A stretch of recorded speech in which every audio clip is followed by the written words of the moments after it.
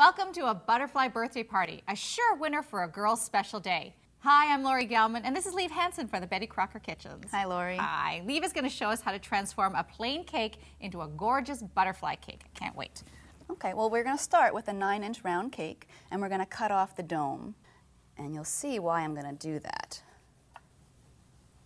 Okay, you want to take that? Sure. And what I'm going to do is I'm going to flip it over. Okay. The first step is to just cut right down the middle. And then we're going to sort of form a peace sign. We're going to cut about here to here. And if you need, you can use like little toothpicks to mark where you want to cut. Oh, that's a good idea. Yeah. And then we're just going to use as a guideline.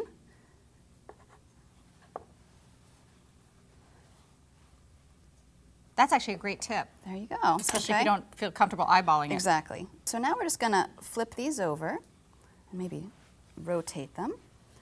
And you're going to have like a little butterfly's wings. Very pretty. Okay, so now we're going to move into the crumb coat. A crumb coat is basically just a thin layer of frosting that you spread over the entire cake, and that seals in your crumbs. Looks good. Great. So we're just going to start spreading it on. I like to put a nice big dollop on top. So what I like to do is I like to get a nice thick coat of icing on. How thick? Maybe about a 1/4 inch. And then once I have that, then I can start smoothing out. Just want to make sure everything is covered. And each time I lift up my spatula, it's a good idea to scrape it off. That way you'll get cleaner lines. I noticed you also have hot water over there that you keep dipping your Yep, you can dip your spatula in.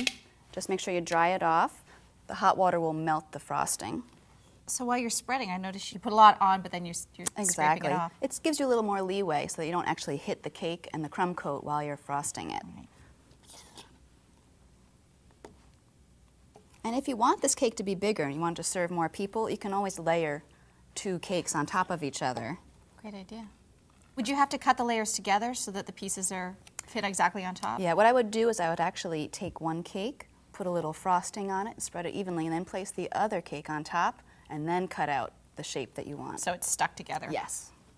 You do the sides first, and then you smooth out the top. Yeah, I put icing on all over, then I do the sides, and that creates this little lip of frosting here, and then I can just slice it off and get a nice smooth finish. So it looks like we're about ready to start doing some more decorating on it, and this is the part you're going to help me with. Okay, good. Okay, so let me move this out of the way. Now you'll see here that we have some pastry cones. I do. Great, and we've actually pre-tinted some frosting. I have a green, a yellow, and a pink. Just basic food coloring? Basic food coloring. Yep, you can get these at the grocery store. Now what I'm going to do is we're going to create the pattern on the butterfly. I'm going to squeeze some frosting, and then I'm going to take my spatula, heat it up in this hot water, and then I'm going to take it and just spread it towards the center. Now, I'll help you do it. So I'll put some pink on here, and I want you to get your spatula and put it in the hot water. Okay. And you can help me spread this. Like this? Yes. Just push down and spread.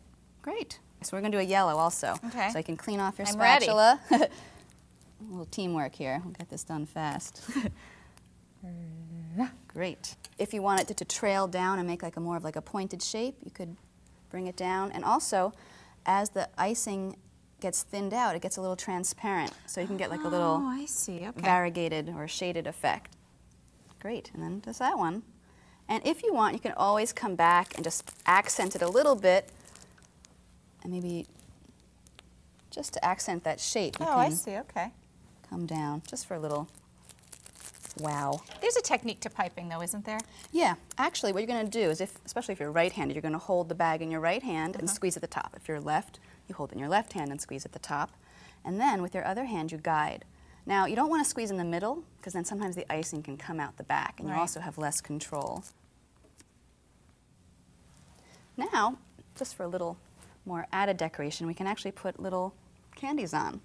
And maybe we'll put These coated almonds? They are. So we can just do something like that to add a little bit more. Oh, just to put the different color. Okay, so you put the pink on the green. Or you could do whatever way you want. But I guess you can use any color palette. You don't have to stick to this. You can use blues and purples, whatever kind of butterfly you want to make. And there we go. Okay. And then we have little candy sticks for the body. Oh, nice. And the final step is if you want it to really glisten, we have some sanding sugar. Sanding sugar is basically just a coarse sugar. And you can just sprinkle it on top and it'll give it a little sparkle. And you can get it at the store? You can get these at the store, yep. They come in colors too, so if you wanted to add a little bit more vibrancy, you can get like a pink or a green. Oh, pretty. Okay, and there's your butterfly. And that is a gorgeous butterfly. Thank you. Thank you so much. It's so cool. You know, you can have a lot of fun with the butterfly party theme. For favors, give out packets of butterfly attracting flower seeds or even a butterfly net.